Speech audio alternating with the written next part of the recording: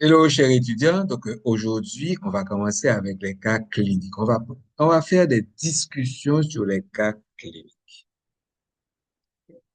Donc, aujourd'hui, on va commencer avec des radiographies.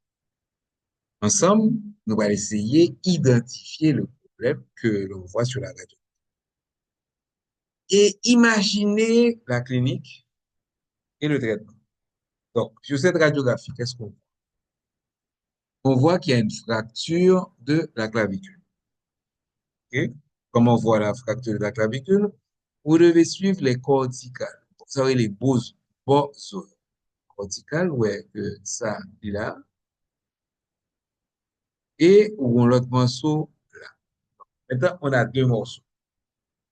Quel est le morceau proximal? Quel est le morceau distal? Le morceau proximal, c'est le morceau qui est attaché à la racine du membre. Donc, le membre supérieur, le squelette du membre supérieur s'attache au tronc par l'intermédiaire de la clavicule au niveau du sternum. Ça, c'est le bout proximal et ça, c'est le bout distal. Maintenant qu'on a déterminé le bout proximal et le bout distal, qui est ce deux bouts ça, OK, qui déplacé? Ça ne peut être que le bout distal. Quel déplacement qu'on a? OK?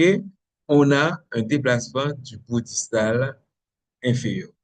On peut dire que c'est une ptose. Donc, nous avons un déplacement inférieur et avec en plus un chevauchement. OK? Donc, la clinique, la personne va avoir une douleur au niveau de la fracture avec une diminution des mouvements et des mouvements de l'épaule. Alors, songez du moyen de l'épaule, plus précisément. Songez que ces épaules-là, il y a deux parties, fonctionnellement parlant, il y a deux parties. Une partie qui fait monter et descendre, avancer et reculer, moyen de l'épaule, OK? Et puis, l'autre partie, c'est, l'autre partie, justement, c'est le bras qui bouge. Donc, nous avons une partie, c'est le moyen de l'épaule, une partie, c'est le bras. Donc, dans ce cas-là, c'est plus le moyen de l'épaule qui va avoir des problèmes parce que ce sont les mouvements du moyen de l'épaule sont entraînés par la clavicule. Le patient s'appuie, une chute sur, cette fracture-là peut être due indirect ou direct, ça peut être un choc direct ou indirect, c'est-à-dire un choc direct, on a reçu un coup. OK, au niveau de la clavicule, ça casse la clavicule. Tout à coup, il doit se tomber là, pareil sous main, hein, et vous avez eu la retransmission de l'onde de choc, et les joueurs n'ont pas qu'être qui est déjà solide, et puis c'est le rivet pour clavicule là, qui est cassé. Donc, face à ce malade-là, qu'est-ce qu'il faut faire? Il faut soulager. C'est la douleur. Songez, OK? C'est un cas aigu, donc nous avons simplement la douleur nociceptive.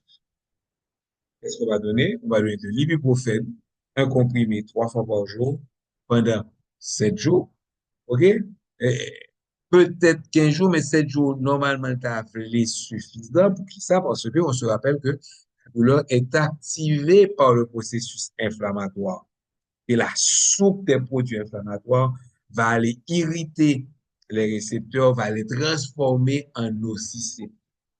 Donc, pour éviter cette transformation des récepteurs nocicepteurs, avec les prostaglandines, tout bagay ça, on va donner un anti-inflammatoire, OK, pour diminuer l'irritation des lèvres.